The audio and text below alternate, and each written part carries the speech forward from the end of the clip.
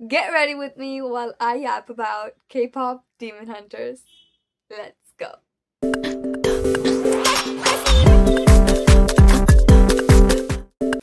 So this is my toolkit for the day. Do not ask why I have humans in my makeup kit, but oh well, I do.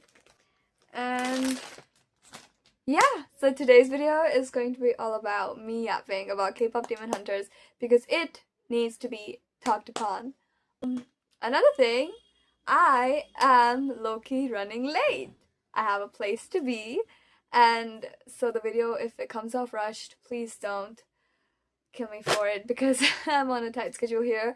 So let's keep it fast. I have to also get ready completely. We're doing a full face because why not?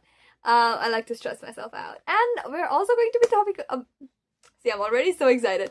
We're also going to be talking about the best movie ever that I cannot get out of my head. So let's just talk and yap about it. K-pop Demon Hunters. The latest sensation that's going viral for a good reason also, that I actually did not even bother watching when it came out because I was like, hey yo, it's gonna be some random ass random ass movie that these people didn't even put enough money to and they just did it somehow. And I was so wrong and I'm so glad that I was wrong about it because what do you mean? This movie is literally everything I was looking for. And I quite simply cannot stop talking about it because this movie has done something that, and it's so viral for a reason because it has managed to do something that none of these other major movies has. Also, this video is going to be spoilers, so if you have watched this movie, grab a drink, grab a snack. We are here for a while because we're gonna be fangirling and yapping at the same time, so yes. And for those of you who want to plan on watching the movie, maybe go do that and then come here, okay? So we're just done with moisturizer. So moisturized, I don't see any difference, but oh well. So the premises is there is this K-pop girl group, right? And this K-pop girl group is not an ordinary K-pop girl group because first of all, there's only 3 members, and as if you guys are fans of K-pop, if you guys are familiar with the concept of K-pop, you would know that that is not a very usual group setting because there's always like 4 members. It doesn't start from 3. I have seen that in Japanese groups though. I've not seen that in K though it was prevalent older generations, not anymore. So yeah, that itself is weird. And then we have these 3 people are not normal people because they are, you guys did, demon hunters. They are full on demon hunters, and the world is obviously a fictional world where demons are prevalent. So these 3 people are the ones, like chosen ones, to protect the universe, or in their words, the Honmon, from basically being from basically avoiding a demon apocalypse as far as the basics go, right? So that's what they're trying not to do. So they are trying to avoid a demon apocalypse. And what better way to do it than mix some K-pop element into it? Yes, their songs is the, what do you call, remedy to keeping the demons away. So basically the world is like Honmun. They call it Honmun, and basically you have to turn the Honmun golden every like certain years. So the Honmun has to remain golden. Baseline, that's what it is. If it is completely overtaken by the demons, then there will be no more humans left because the demons consume the human soul. And so these 3 girls, the K-pop idols, are on a mission to use their voices to save the world and keep it golden. And I know if you guys are even a little bit online recently, you must have heard this golden song, or at least Soda Pop, because it's been trending everywhere, not just Instagram, even on YouTube Shorts. Every place you go, people are just blasting this song, and for good reason because it's so addicting. And they're just, going on and on and on about the song, and I get it. Okay? And you know the funniest part? The funniest part about this whole thing is that when this movie came out, I actually knew about it before it even came out, and I had zero interest whatsoever because I was like, hey, that doesn't sound interesting. whatsoever. And when it came out and people started loving it, I was like, wait, what? Are they talking about the same thing? And even then, I didn't have any interest to watch it until my sister watched it. And she full on was like into it. And that was what like got me into thinking like, okay, wait, she doesn't like any movie ever. So if she liked this movie, then there's gotta be something that's universally insanely amazing that I need to know about. Yeah, I got FOMO basically because by that point everybody started talking about this movie and I was like, wait, hold up, I want to be in on it. So yeah, I went ahead and watched it, and let me just say that's the best decision I've taken in a long time, because that movie served everything that recent movies have not served. They just knew exactly what the audience wanted and they delivered it on a silver platter. Point blank, that's what happened. And I think that's part of the reason why it became so big, is because people got exactly what they wanted. It was a fusion of K-pop, K-dramas, anime, everything, music, or the K style of music, everything that's trending right now, and everything that people are loving, they mashed it up and did the best, like, combination, like, best sort of, you know, collation of all of these in such a storyline that did not even seem like it came out of nowhere. Like, yes, I totally believe that Hormone is real, and yes, that all of these K-pop idols are doing their thing for this reason, because now I can't get that idea out of my head that, you know, PSY released Gangnam Style, right, and that sealed the Hormone for, like, the next 2 generations. Because what do you mean? That song was blasted everywhere, and this is not my theory. I saw this online of someone saying that PSY, like, sealed the Hormone forever because Gangnam Style was that big. Like, literally, it was everywhere, you guys. If you guys were alive during that time, it was crazy because even in Indian school, like, annual days, that song was being played. That is how big, and people didn't even know it was Korean at that point. They were like, oh, it's just some language. And it's that catchy, it's that good, and everybody were talking about it. It's crazy, right? So I am completely off that belief. I completely 100% agree. You can't change my mind about it. And also, let's talk about the animation and the characters. What?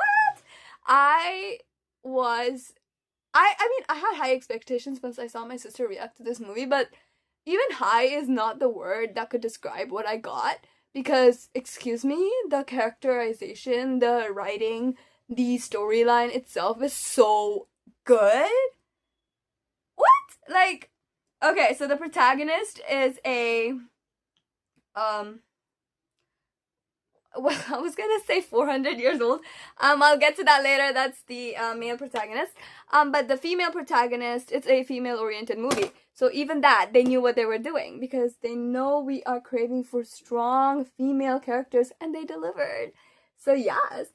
And so yeah, the female lead is a K-pop, like, she's the leader, ish, sort of this K-pop girl group that I was talking about. Also, their name is Huntrix. And they have some amazing songs, you guys. Like, if you go through my Spotify, that's all I've been hearing for the, like, past 2 weeks. Golden, How It's Done, Take Down,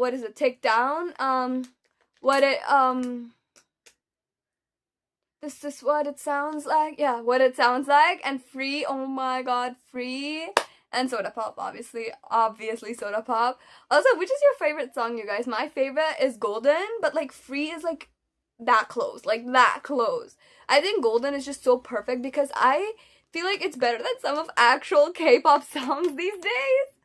Yeah, I mean, the lyricism, the MV, the yeah, we don't talk about the line distribution, but oh well, it's really, really good, you guys. I just when I first heard Golden, I was like, wait, is this actually like a K-pop MV? Like, they didn't just put some random lyrics and call it a day. They actually put effort into mimicking the style of K-pop music, which I love, because that shows actual authenticity and actual interest of the filmmakers to do this. And also, yes, I use a lipstick for a blush, so me. Look at this. Also, yeah, the characters. Who's your favorite character? My favorite character. Oh my god, that came out like a heart. Oh my god, that came out like a heart too. Yeah, so the characters. So my favorite character has got to be Zoe, only because Zoe's me and I am Zoe.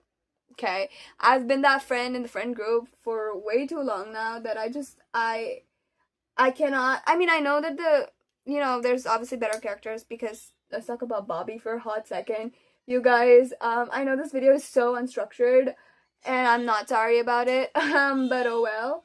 Yeah, Bobby, I think, is the only unrealistic part of this entire movie. Even if it's based on fiction, that is the only thing that kind of threw me off, because we all know how the K-pop manager thing actually works in real life, because we've all heard crazy insane stories where the managers don't let the idols do blah blah blah blah blah blah. And so I think the addition of Bobby is kind of cute, kind of sad at the same time, because I know they're trying to portray an ideal universe where that's how every managers are, but unfortunately that's not how it is in real life, and that's actually really sad. But oh well. I love Bobby, and Bobby has my whole like soul, like, because if I had a person like Bobby in my life, I would literally be somewhere else, because what do you mean he was that supportive for no good reason and that kind to the girls? Like, oh, he was such a dad material. I loved him. And the cat. Let's address the cat, okay? I am such a cat person that when I saw that cat, I just knew. Cat or tiger, whatever, you guys, is the same family, okay? I personally want to believe it's a cat and not a tiger. I mean, I know it has stripes, okay? Don't point that out to me. I know it does, but I think it's so cute to like think of it as a cat rather than a tiger, because you know orange cats have their whole like persona, like it's just orange cat persona, right? So I think that's the same thing, but it's like blue tiger. You know what I'm trying to get at here? You guys, it's a trust the process video, okay? Please trust the process. We'll get there when we get there. And I simply love Jinu. What do you mean he is not real? Because where can I get a Jinu, please? Is he there for auction, or like do I gotta buy? Like where? Please, like, hello. Jinu's character stole the show. I know it's Rumi centric story, but I think Jinu is what hit it off. And the whole Saja boys, you guys. I know so many people who are obsessed with baby Saja, and I get it. But I think for me, Jinu is like the ultimate. You can't. There's just, you know, there's just a standard created that I just don't think any other person can fill up there. Mystery Saja, mystery baby, I think. What is it? Mystery Saja boy was also really cute. But as I said, Jinu. And the whole, like, you guys, enemies to lovers element. Shut up. I was actually really expecting nothing going into the movie, only that I would like the songs, because my sister stressed so much about the songs that I was like, okay, I get it.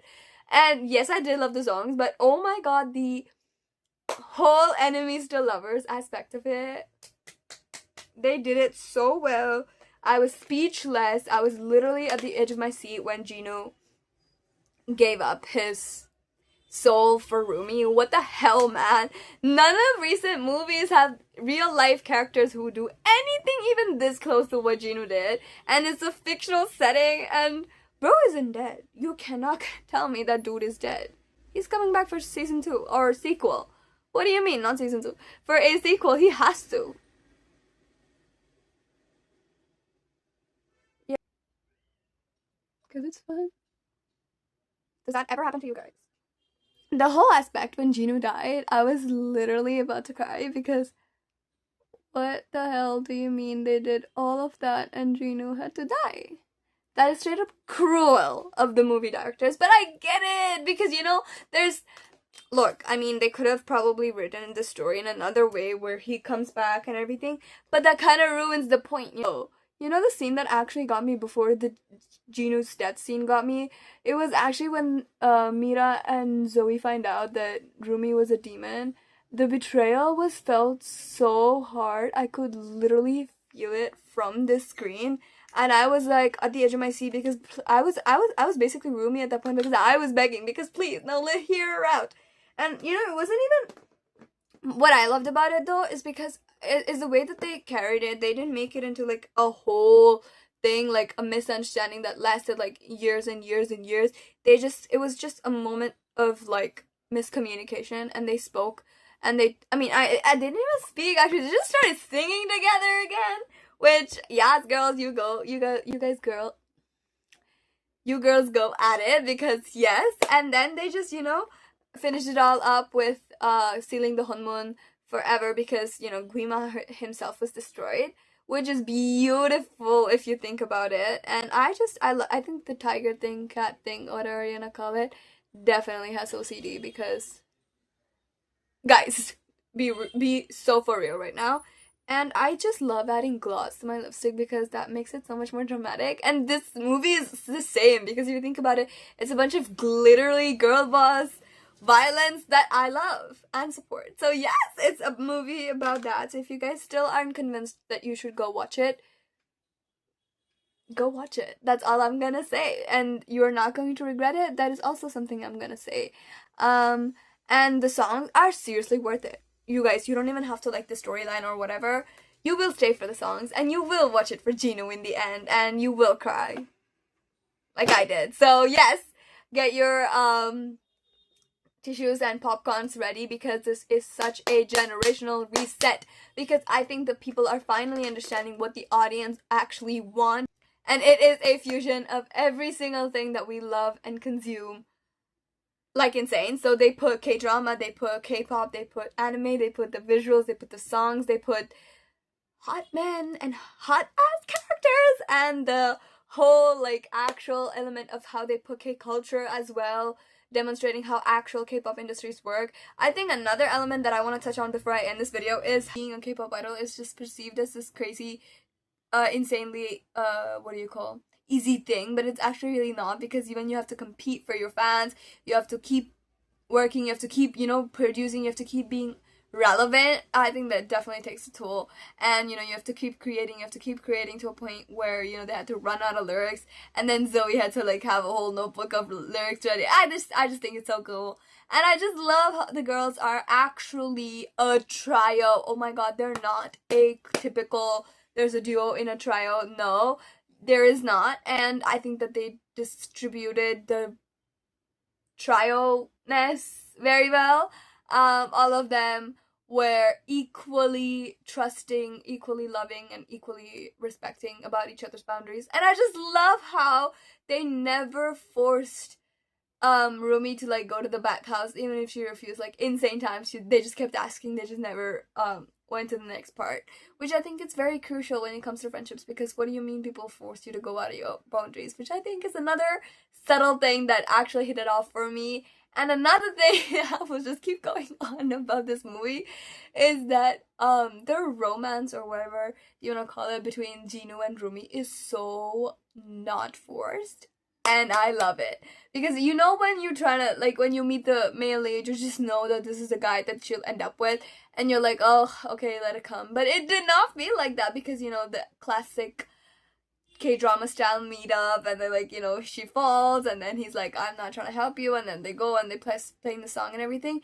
It did not feel at any point forced to me, I think, which I love, because I hate when they're obviously trying to set them up, and this did not feel like that at all. In fact, I was begging for more scenes of them two together, and I just love that scene of the old grandma giving the whatever she was giving, bracelet or whatever, and they're like, she's not my girlfriend, and she's like, and she's not even my type, and he's like, excuse me, I'm everybody's type. The bickering, the angst, the what do you call, the world is ending, but we gotta kind of have to have this romance. Especially the song Free portrayed that so well. I love that song. I have that on repeat, like, insane amount of time, you guys. I think somebody's got to get it off of my Spotify, because I won't stop listening to it. I wouldn't be surprised if that's my top song from 2025, because that is the insane amount of time I've listened to Free, and Soda Pop, obviously, and Golden, obviously, the whole album of like kpopdemonhunters. So yeah, and not just that, I think I will definitely want a part 2 or a part, like, at least, like, I would say some sort of sequel where it's about the world, because I think there is not much room for a sequel. They took 7 years to make this one movie, you guys. You think they will actually make a actual worthy sequel that will be released in time?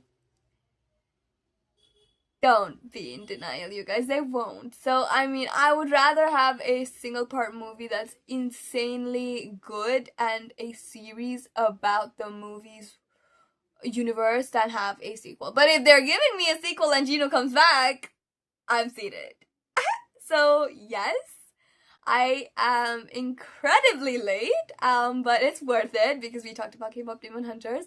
Are you guys Team Huntrix or Team Saja Boys? In real life, if the two groups were real, who would you stan? For me, I think I will definitely stan both. I know that's not an option, but I will definitely stan both. But if I had to choose, I think I would say Huntrix because I think I just love girl groups with like that kind of energy, whereas like girl boss energy, they're just all so in line with each other. They're just so in sync. And I mean, there's a lot of handsome men in one group, then there is a lot of understanding, caring women in one. I hope you guys liked the look as well. So now we are officially done. So please watch kpopdemonhunters, and thank you so much for watching my video this week. I will be back next Saturday, and so I'll see you guys next week. Until then, bye bye. Take care. Stay safe, y'all. The world is a cruel place, and it's not honeymoon. We have worse things than demons to worry about. So stay safe, you guys. Bye bye. Bye.